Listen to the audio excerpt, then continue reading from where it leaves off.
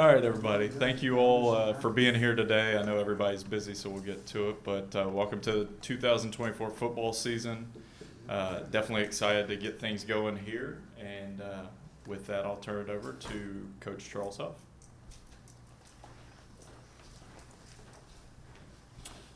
How's everybody doing? Excited and great to see everyone back in our normal routine. I really appreciate everyone being here. I know you guys have all had phenomenal summers and probably like me are itching to get back to football. So it is that time of year again. Really excited about this weekend.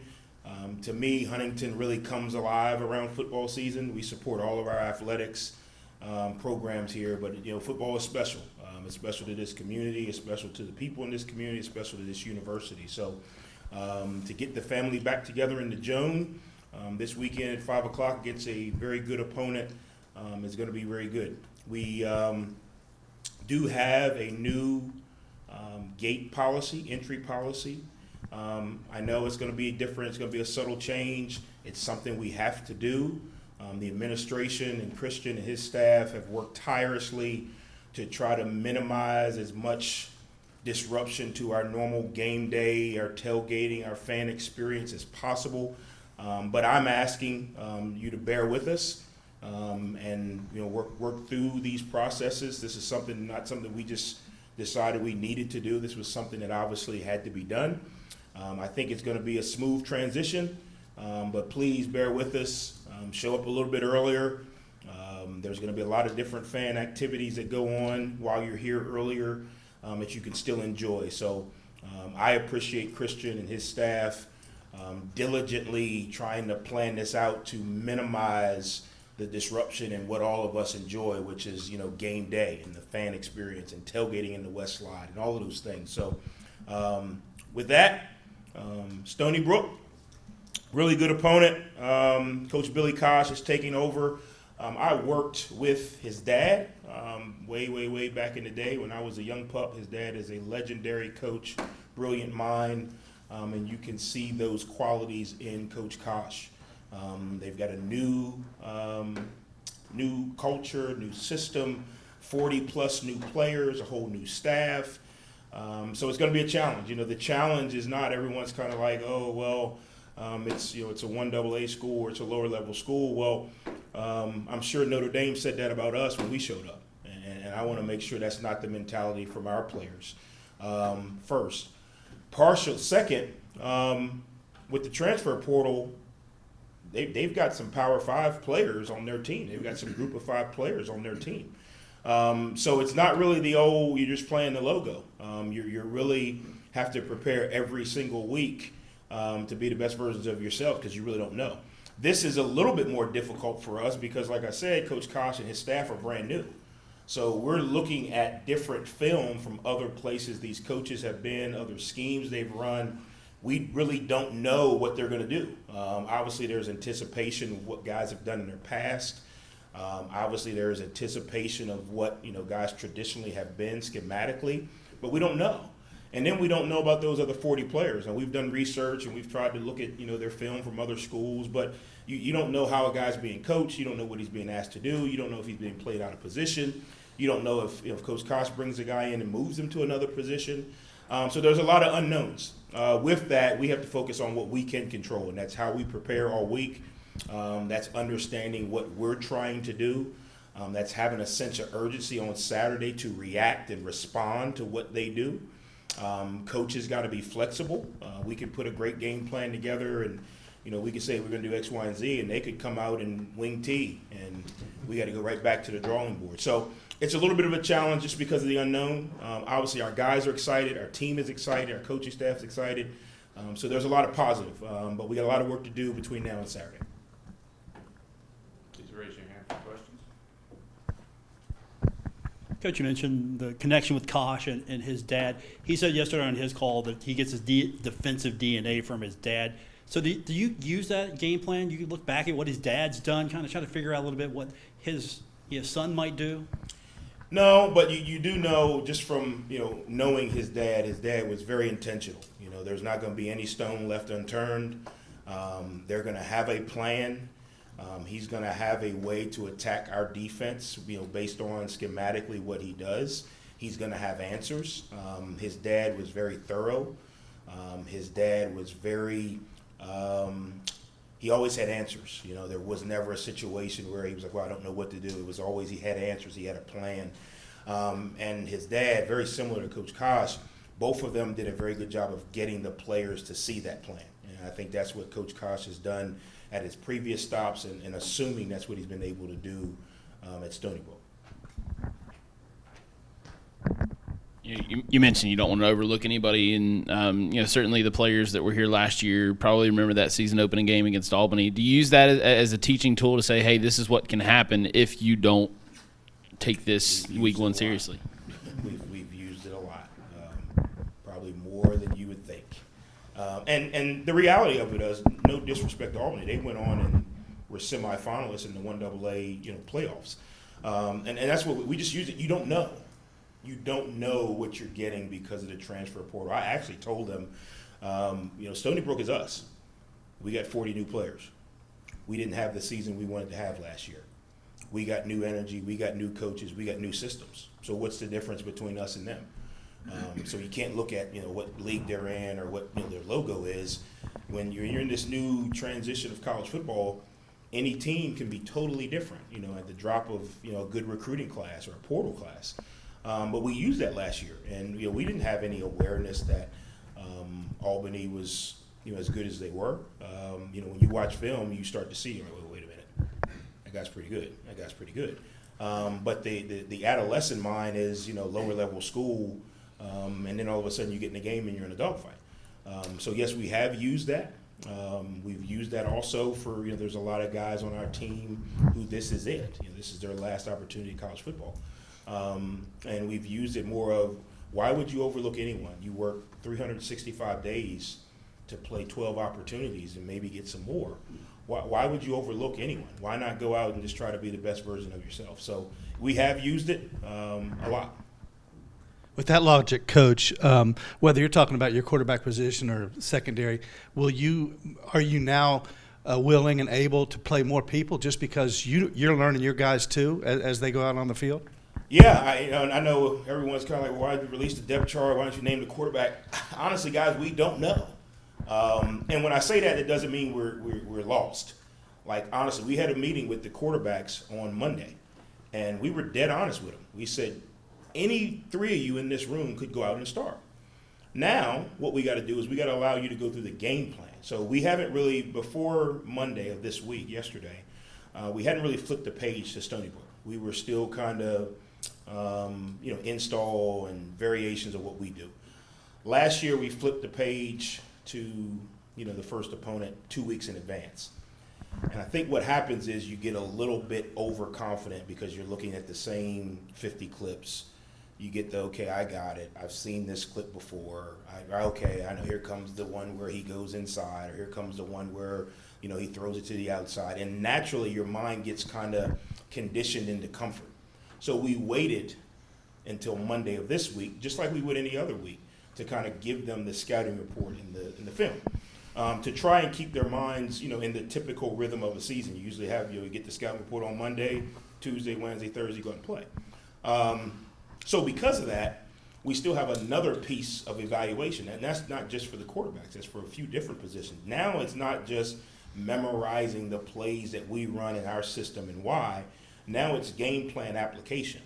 Okay, versus this coverage, how do you adjust? Versus this call, where do you align? Hey, we're changing the alignment on this play because of their coverage or because of their scheme. So that's kind of put another evaluation tool into it. We met with them and said, hey, look, this week's going to be truly evaluation, because now I have something to kind of memorize. I can memorize the coverages they play on first and second down. I can memorize the third down blitz package. I can memorize, the fronts that I have to check or run to. So it's another piece of it. With that being said, there is a lot of positive because we do have options.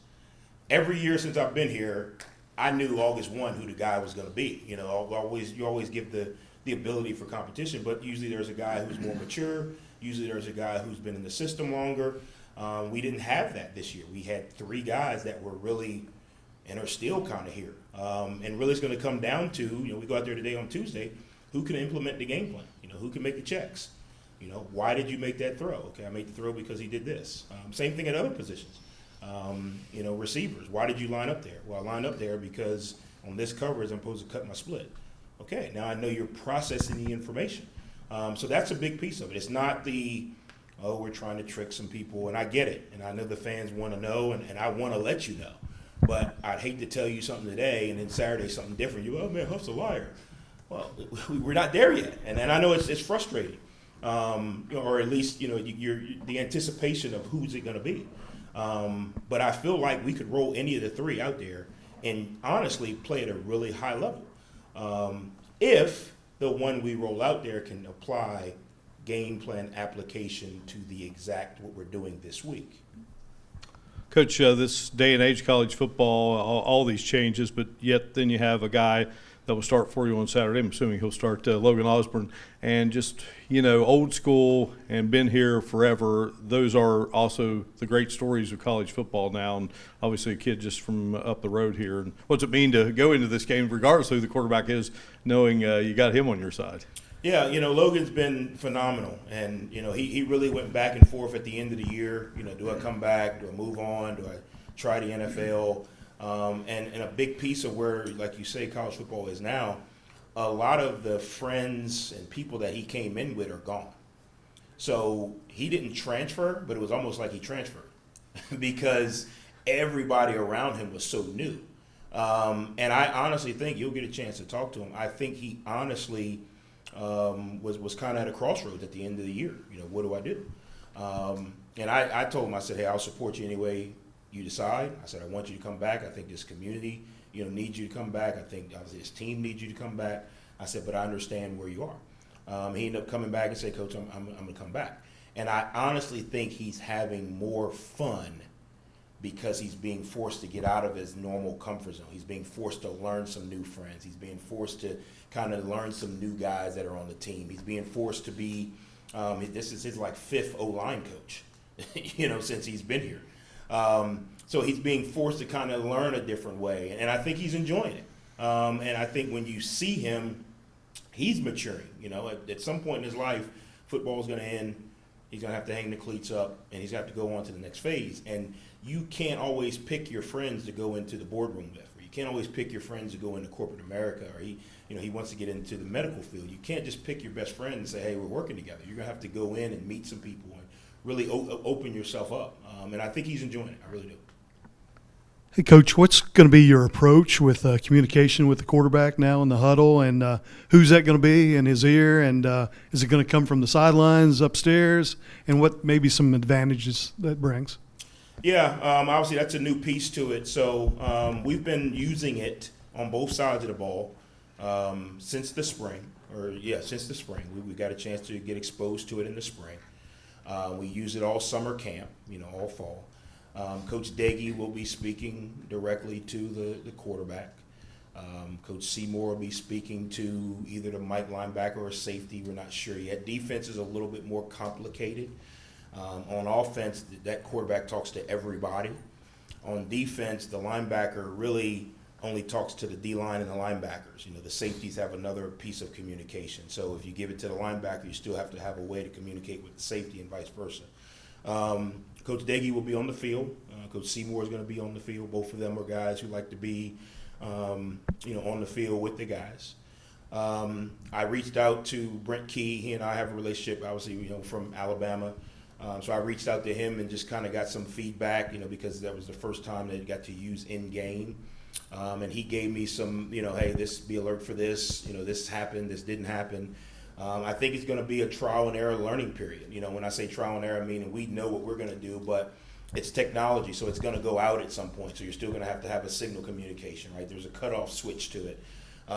There's still only so much you can say to the quarterback, right? It's not a video game. You can't tell him, okay, drop back, watch your back, throw it left. Like you can't do that. So there's only so much information you can give him, and how do you condense that information to where he can verbalize to everybody else on the field what they're doing, and to where his mind is still able to operate freely.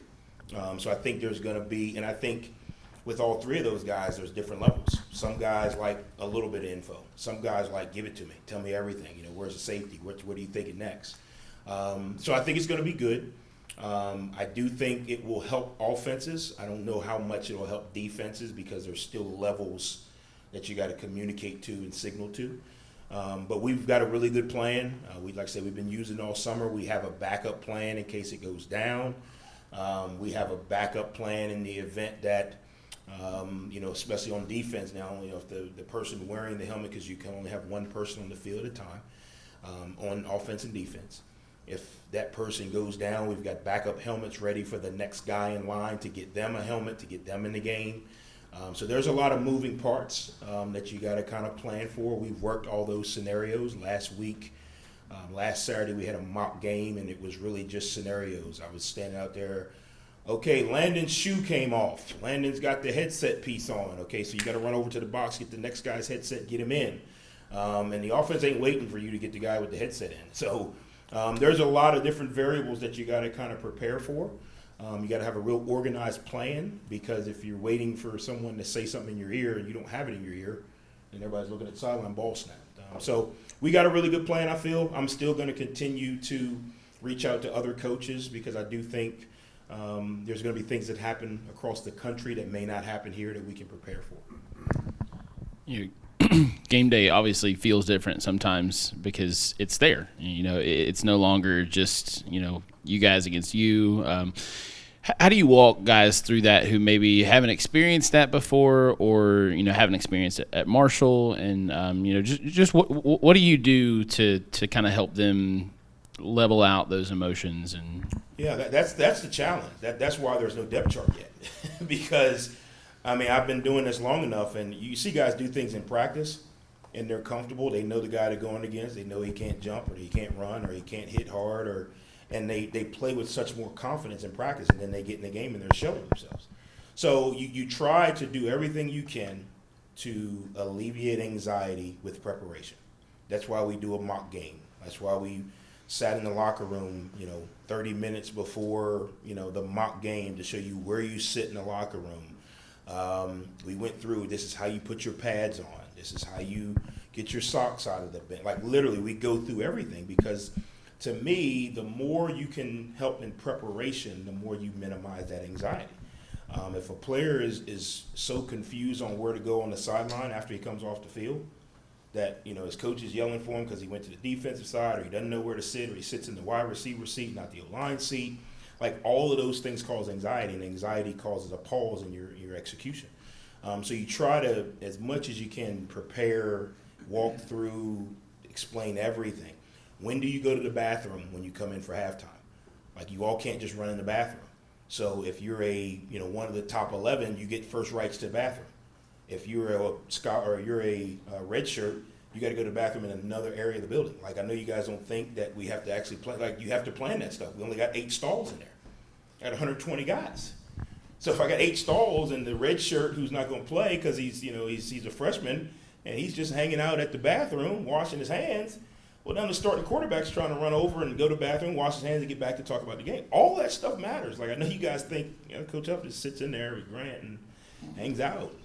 But like literally, like you have to walk through everything. And it sounds very elementary, but because of, like you're saying, because of you don't know what these 40 guys are going to do. Totally different 10 years ago, right? You totally different 10 years ago. You got 15 new guys. The old guys talk to new guys. You kind of roll.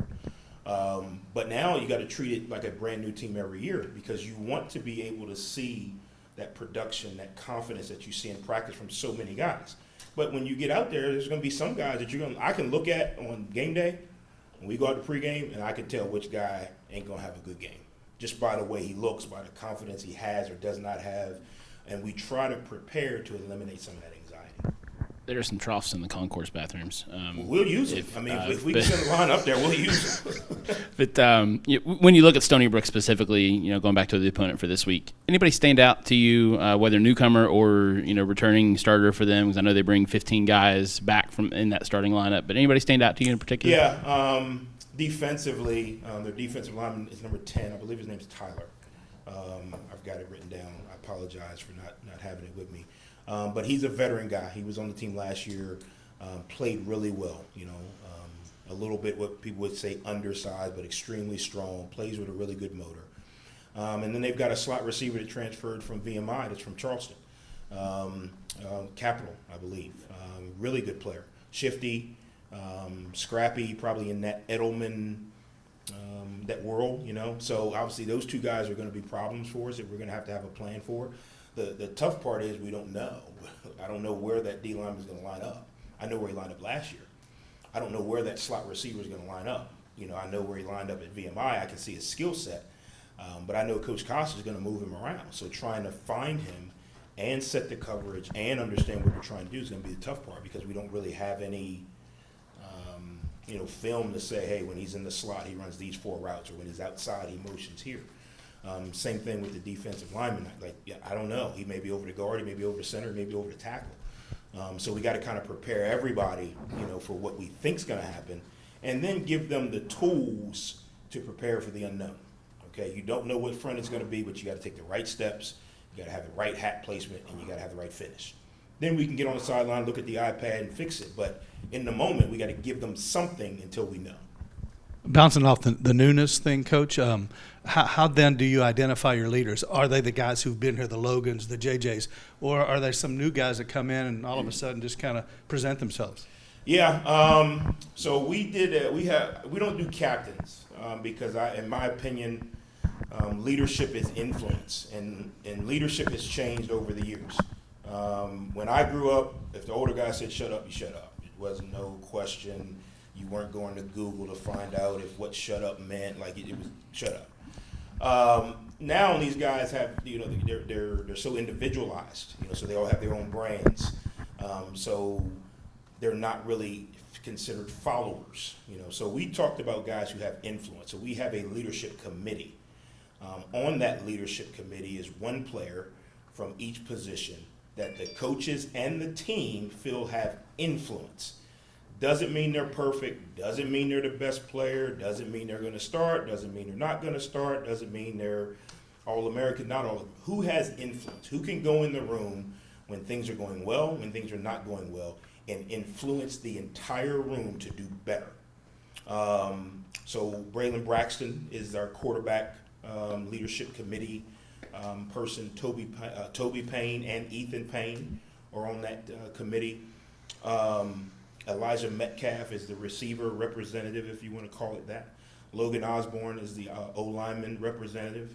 On the defensive side, Landon Watson is the linebacker representative. Mike Green is the D-line representative. Amir Foster is the safety representative. And then Josh Moten is the corner representative. And then Reese Veerhoff is the specialist. Once that group was formed, I told him, I said, you guys have full autonomy to this team. This team is going to go how you guys go.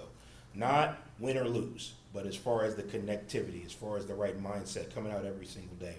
And from the beginning, we put that group together in June. And from June till now, that group has taken complete ownership. I told them, you're responsible for the energy and the effort at practice every day. That's your job. I said, you guys are responsible for making sure that you communicate with coaches when things are going well or not. I don't need you to fix them, but I need you to bring them to me. I don't go in the locker room, so I don't know if two guys aren't getting along. I don't know if guys have confusion. And then I said, you guys have to have influence. You guys have to influence the people around you to be better. So we went about 4 weeks, and that group came together, and they said, Coach, we're in control of the team, right? I said, somewhat, relax. I said, yeah, but it's your team. They said, okay, we want to put J.C. Anderson on the leadership committee. So they voted J.C. Anderson on because they saw what the influence and leadership committee meant, and they felt like he was a person who represented that as well. So that's our captains, if you want to say, captains, whatever. And we kind of, each game I'll pick somebody from that group to kind of go out for coin toss. So that's how we do it. To me, it's easier to influence when there's more. It's hard when you just say one or two guys are in charge. It's totally different 10 years ago. NFL, it's different. But these guys, if you can get a group of guys together, they can kind of influence people because there's going to be somebody in the group that's, man, I don't want to do that. But there's somebody on that leadership committee that can influence that one guy. So it's been really good. because of that, I think we have a really good leadership group and really good leadership influence on the team. Quickly, Coach Kosh also surprised. He's got a quarterback competition as well. Is there anything in his history DNA kind of give you a hint of what we might see from one or two or three of those quarterbacks that he's talking about still hasn't won their job? Yeah, so I'm not the only one that doesn't have it. Surprise. Wow. You guys thought I was just joking. I know. I'm trying to make your job hard. I do know this. I have a lot of respect for Coach Kosh's offensive mind. So the quarterback is going to be able to operate the offense the way Coach Kosh sees it, if that makes sense. He is also a smart enough coach to know at some point the athleticism has to take over. So I expect it to be somebody who can make the throws, make the reads. In his past, the run game has been really important. So I would anticipate, I'm not saying the guy's going to be Lamar Jackson, but I would anticipate the guy being able to create with his feet as well. Maybe that's just stepping up and scrambling for 4 and getting down. Maybe that's rolling out of the pocket and getting rid of the ball. So that's kind of what we're anticipating based on the guys he's had in the past. I know he's going to be smart because Coach Kosh is really smart, and he understands that from that position, you got to have someone that knows what's going on. And I know he's going to be able to physically make the throws and reads that he needs to make to run the offense. Any further questions for Coach? Good. All right. Well, thanks, guys. I appreciate it. Looking forward to seeing every person in the entire state in the Joan at 5 o'clock. I know there's no other games going on.